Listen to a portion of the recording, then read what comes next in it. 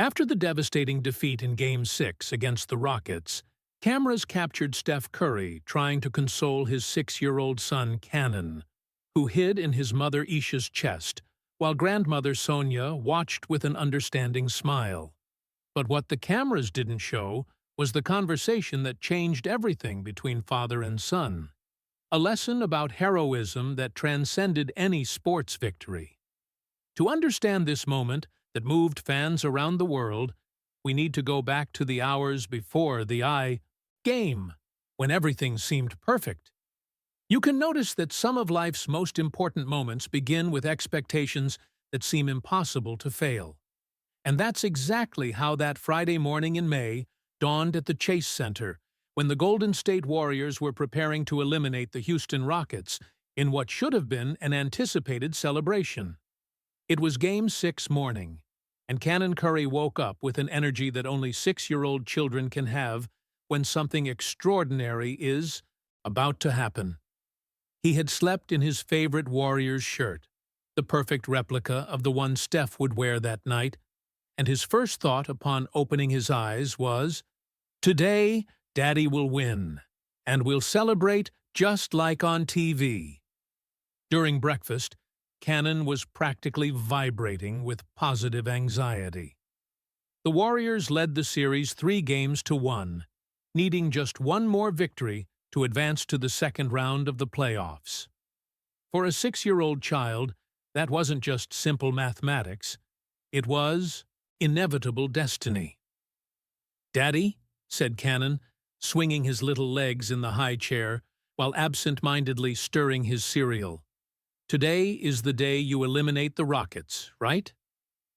Steph smiled, feeling that familiar mixture of paternal love and pressure that only athlete fathers completely understand. "We hope so, champ. But you know that in basketball we're never sure of anything until the game is over." "But you've already won 3 games, insisted Canon, with the relentless logic of a child. "You only need one more, and you always make important shots when it's important." Naturally, this leads us to a reflection on how children see their athlete parents. For Canon, Steph wasn't just a talented player. He was a superhero who always found a way to win when the situation got difficult. Isha watched the conversation from the kitchen, preparing the snack that Canon would take to watch the game. She knew that look on her son's face. It was the same expression of absolute confidence he had when Steph taught him to ride a bicycle, or when he promised that the monsters under the bed didn't exist.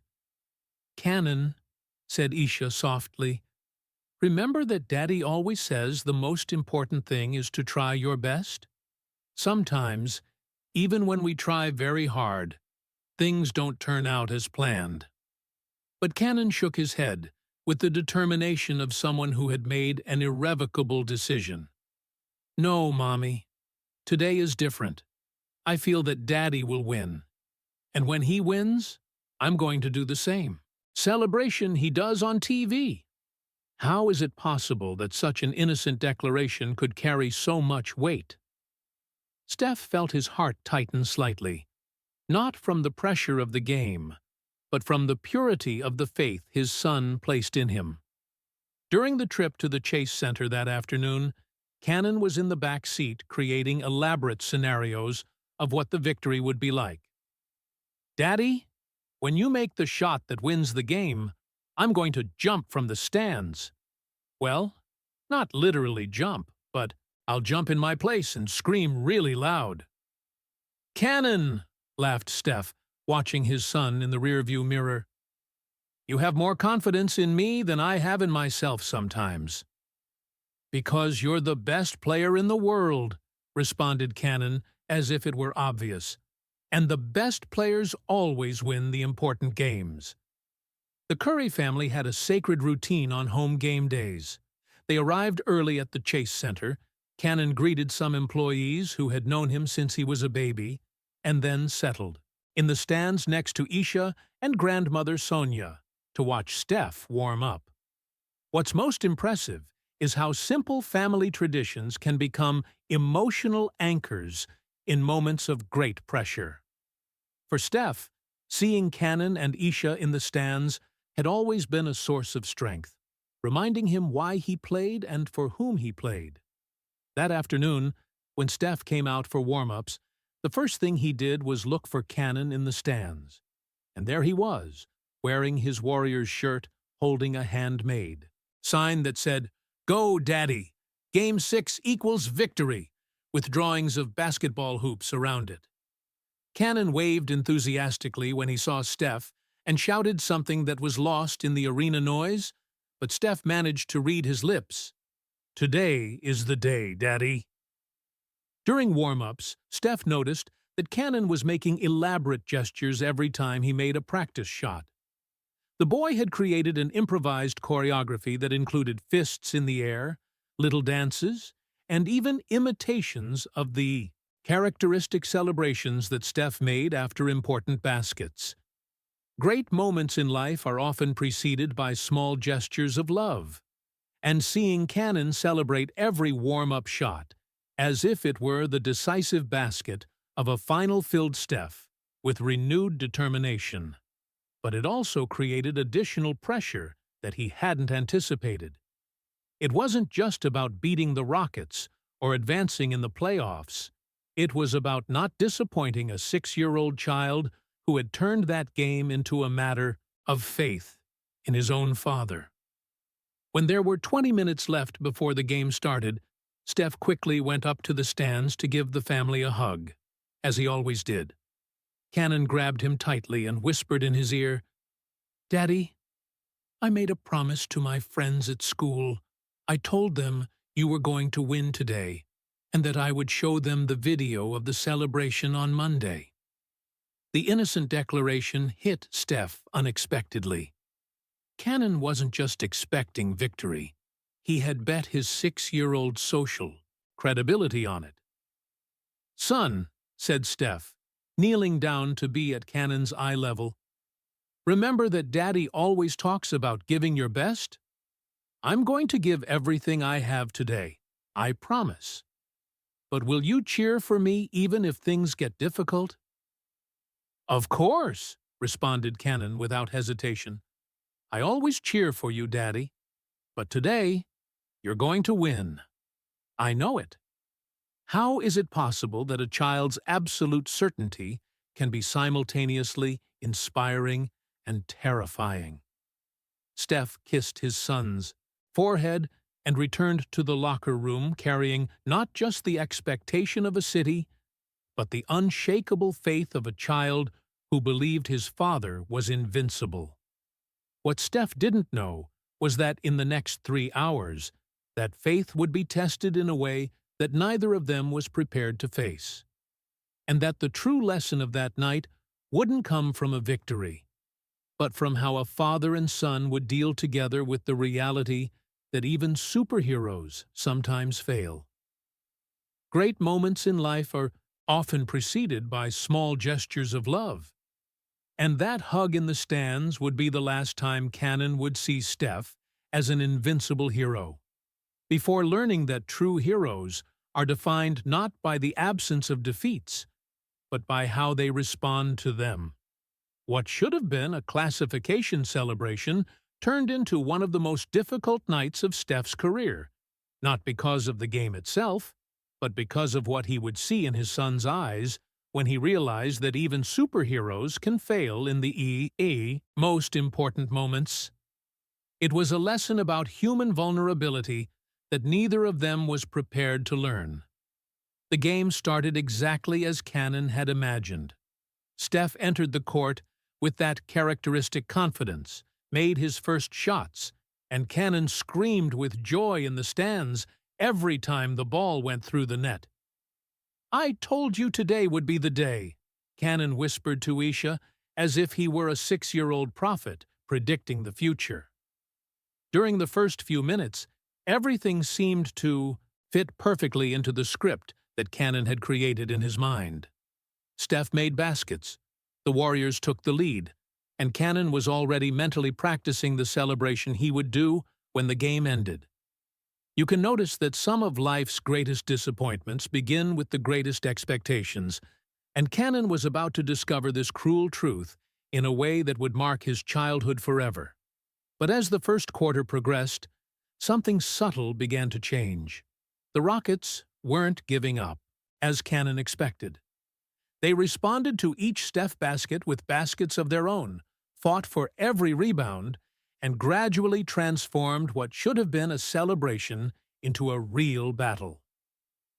"Why don't they stop making baskets?" asked Canon to Isha during a timeout, his voice carrying the first hint of worry. "Daddy already made several baskets. Shouldn't they be losing?" Isha smiled with that maternal patience that knows childhood innocence. "Love, the other team also has very good players. They won't give up easily." But Canon shook his head with the simple logic of a child. "It doesn't matter. Daddy always finds a way to win when it's important." Naturally, this leads us to a painful truth about expectations. The more absolute our faith in something, the more devastating reality can be when that faith is tested. As the second quarter unfolded, Steph was clearly giving everything he had. He ran from one side of the court to the other with an intensity that Canon had rarely seen, sweating more than normal, with an expression of concentration that bordered on tension. Canon began to notice these small details. "Mommy, why does Daddy look worried? He never gets worried during games." "He's not worried, love," explained Isha. "He's focused. This is a very important game." But the explanation didn't completely convince Canon. He had seen Steph play dozens of times, and something was different that night. His father wasn't having fun like he always did. He was struggling. At halftime, the Warriors were only 2 points ahead, far from the easy victory Canon had anticipated. "Is it normal to be this close?" asked Canon to Sonia, his grandmother, who had been watching games for decades. "Sometimes games are like this, dear," responded Sonia, with the wisdom of someone who had seen Del Curry go through similar moments. "The important thing is to never give up." What's most impressive is how children can detect energy changes long before adults verbalize what's happening. Canon could feel that something was wrong, even though he couldn't explain exactly what. The third quarter was when reality began to hit more forcefully. Steph was clearly making maximum effort. Every shot was crucial. Every defense was desperate. Every play carried the weight of a season. He had already played more than 30 minutes and seemed to be feeling every second. "Why is Daddy tired?" asked Canon when he saw Steph leaning on his knees during a game stoppage. "He never gets tired." "Everyone gets tired sometimes, love," said Isha, but she herself was beginning to feel the tension that filled the Chase Center. Canon watched Steph miss 2 consecutive three-point shots that normally went in easily. And for the first time that night, a cruel doubt began to form in the 6-year-old mind. What if Daddy can't win today? In the final fourth quarter, with the Warriors losing by 6 points, Canon completely stopped celebrating. He was sitting on the edge of his chair, tense, watching Steph fight with a desperate intensity he had never witnessed. "Mommy," whispered Canon, his small voice almost lost in the crowd's roar. "Daddy will make it, right? He always makes it in important moments." Isha looked at the scoreboard, saw Steph with his hands on his knees, clearly exhausted after 42 minutes of maximum effort, and realized she couldn't guarantee Canon what he needed to hear. How is it possible that a 6-year-old child needs to confront the fallibility of his personal hero in an arena full of 20,000 people? Canon was living exactly that. Seeing Steph give literally everything he had. 29 points, 7 rebounds, 2 assists, each statistic conquered with sweat and determination, but still not being enough. In the last 5 minutes of the game, when it became mathematically clear that the Warriors wouldn't be able to recover, Canon did something that broke Isha's heart. He stopped cheering and simply watched, in silence, processing the impossibility of what he was witnessing. "Daddy won't make it today, will he?" asked Canon, not to Isha, but to himself, as if he were trying to accept a reality that challenged everything he believed about the world. When the final whistle blew and the scoreboard showed Rockets 115, Warriors 107, Canon saw something he had never seen before. Steph Curry, his personal superhero, with his hands on his head, visibly devastated, having given absolutely everything and still failed. The image of the invincible hero shattered at that moment before Canon's eyes, not dramatically, but silently and deeply, like when a child realizes for the first time that adults don't have complete control over everything. Great moments in life are often preceded by small gestures of love, but sometimes they're followed by silences that carry the weight of truths we'd rather not learn. Canon remained in absolute silence, tears beginning to form in his eyes, not because he was sad, but because he was confused. How was it possible that someone could give everything they had, 42 minutes of pure effort, 29 points conquered with total dedication, and still not manage to win? It was a question that not even adults can answer easily, and Canon, at 6 years old, was about to discover that real life is much more complex than the scripts we create in our imagination. What happened in the locker rooms and afterward was one of the most human and touching moments between father and son ever recorded in sports, an encounter between the vulnerability of a fallen hero and the confusion of a child trying to understand how the world really works.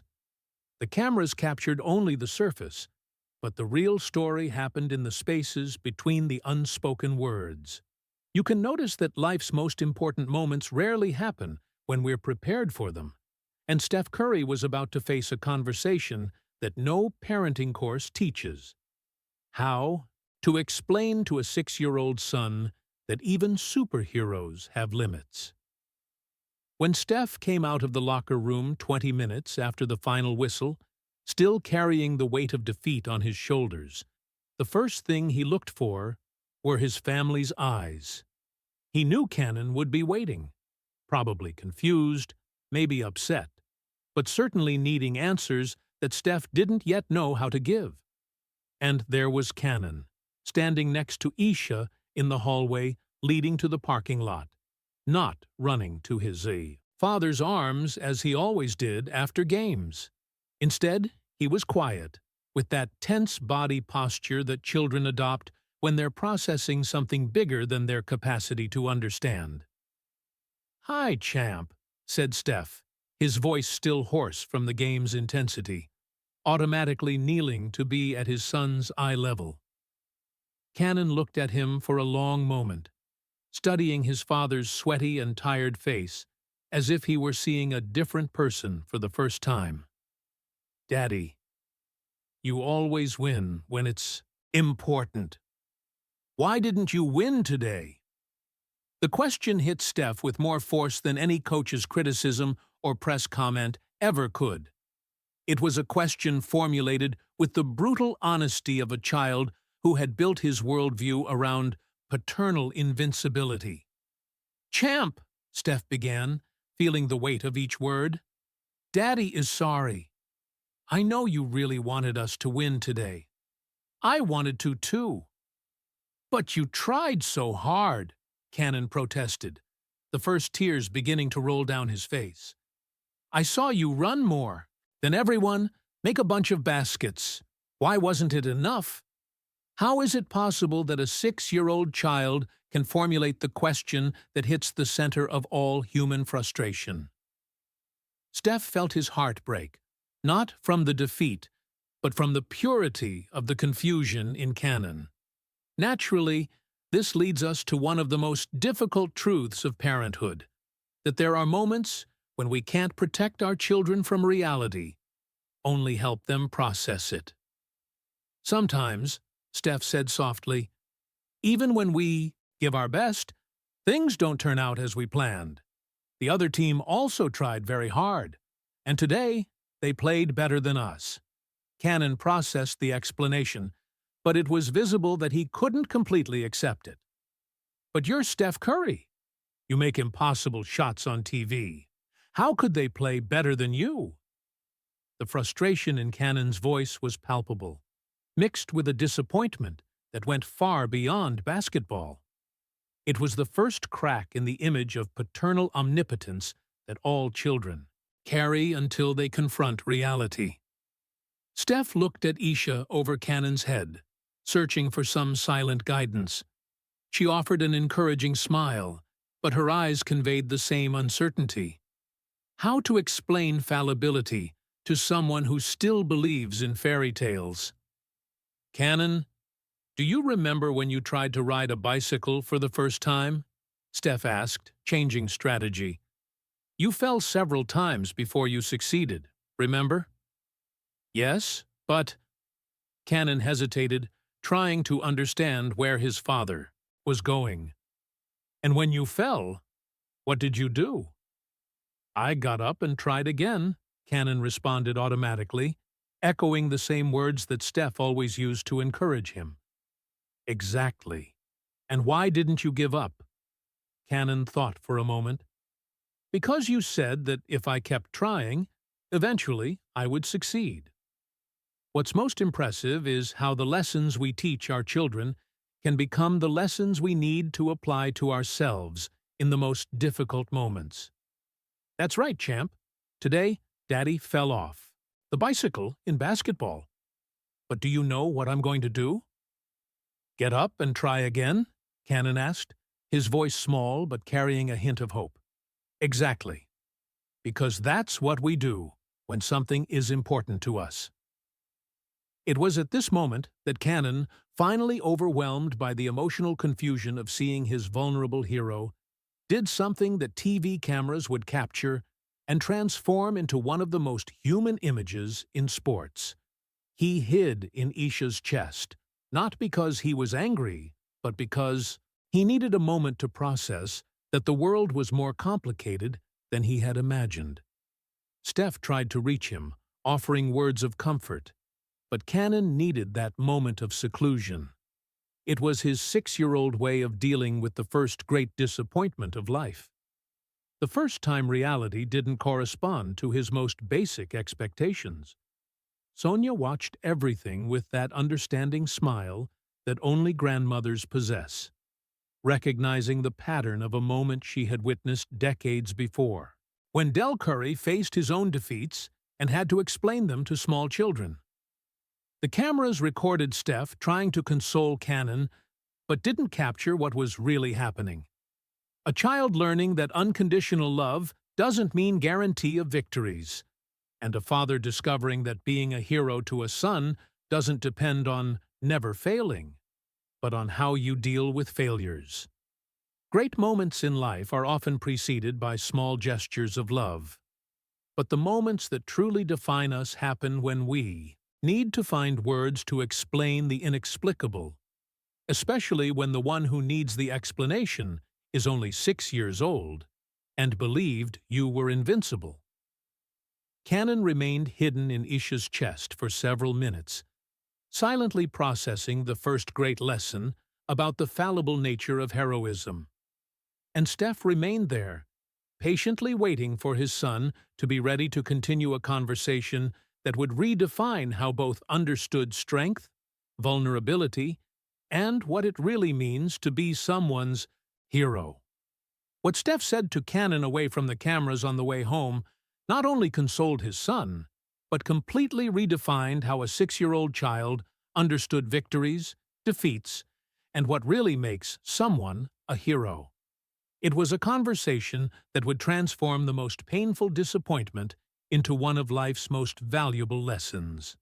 The trip back home was initially wrapped in heavy silence, broken only by the engine's soft purr and the distant noise of San Francisco traffic. Canon was in the back seat, still processing the night's events, looking out the window at the city lights that passed like colored blurs. You can notice that some of life's most important conversations happen in the most unlikely moments, and Steph was about to discover that the back of a car, after a devastating defeat, could become the classroom for one of the most important lessons he would give his son. "Canon," Steph said softly, adjusting the rearview mirror to see his son's eyes. "Daddy wants to teach you something very important, something that might be more valuable than any victory in basketball." Canon finally looked forward, his eyes still red but now loaded with curiosity. "What is it, Daddy?" "Real heroes aren't people who never lose," Steph began, choosing each word carefully. "Real heroes are people who keep trying even after losing." The statement floated in the car's air for a moment, while Canon processed the meaning. "But Daddy, on TV heroes always win in the end." "Ah, but that's the difference between movie heroes and real-life heroes," Steph explained. "In real life, sometimes you give your best and still don't get what you want. But what makes you a hero is what you do after that." How is it possible that a conversation in a car can completely redefine how a child understands courage? Canon was experiencing exactly that, having his definition of heroism reconstructed word by word. "Canon, today, Daddy lost a basketball game. But do you know what Daddy didn't lose?" Canon shook his head, waiting for the answer. "Daddy didn't lose the most important thing in life, being your father. And tomorrow, in the next game, Daddy will try again. Not because he needs to win to be your hero, but because real heroes never give up." Naturally, this leads us to a profound truth about relationships, that the moments that most unite us aren't shared triumphs, but the vulnerabilities we choose to show each other. Canon was quiet for a long moment, clearly processing the new information. "Daddy, are you still my hero even after losing today?" "What do you think?"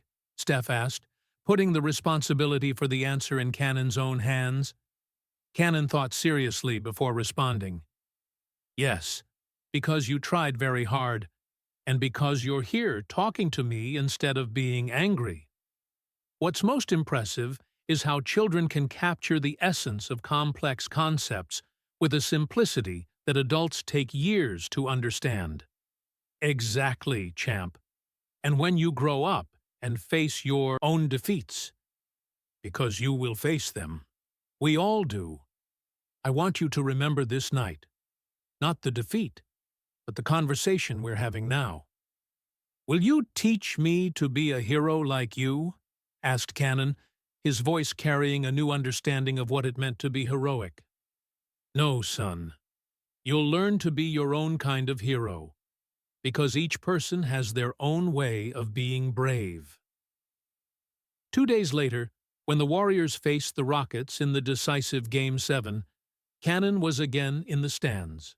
But this time, something had fundamentally changed in his way of watching games. When Steph made an important basket in the second quarter, Canon didn't scream with unbridled joy as he used to.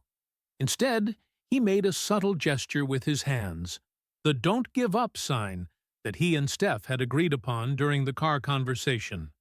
Steph saw the gesture from the court and smiled, understanding that Canon had learned the difference between cheering for victories and cheering for perseverance. During a stoppage in the third quarter, when the Warriors were losing and Steph looked tired, Canon shouted something that only Steph could hear above the crowd noise: "Get up and try again, Daddy." How is it possible that a 6-year-old child can become a source of strength for a professional athlete? Canon was offering back to Steph the same lesson he had received, creating a cycle of mutual support that transcended any sports result. The Warriors won that Game 7, but what remained engraved in Cannon's memory wasn't the victory celebration, but the moment when Steph looked for him in the stands after the game and made the same "don't give up" gesture that Cannon had made. It was a secret language between father and son, a code that meant, "We are heroes, not because we always win, but because we always try."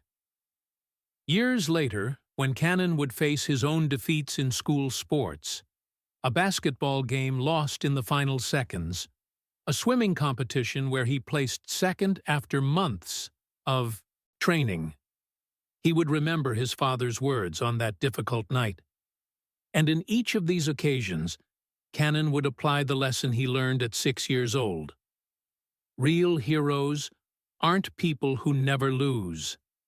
They're people who keep trying, even after losing. Great moments in life are often preceded by small gestures of love, but the moments that truly transform us are those when we learn that unconditional love doesn't depend on perfect performance, and that being someone's hero means showing that it's possible to be strong even when you're vulnerable. The real victory of that night didn't happen on any basketball court. It happened in the back of a car, in a conversation between father and son that redefined what courage, perseverance, and heroism mean. And that victory would last much longer than any trophy or statistic. It would last a lifetime. Cannon learned that true heroes aren't defined by the absence of defeats, but by the presence of love, determination, and the capacity to get up whenever life knocks them down. And Steph learned that being a father hero doesn't mean being invincible. It means being willing to show vulnerability and transform it into wisdom that can be shared.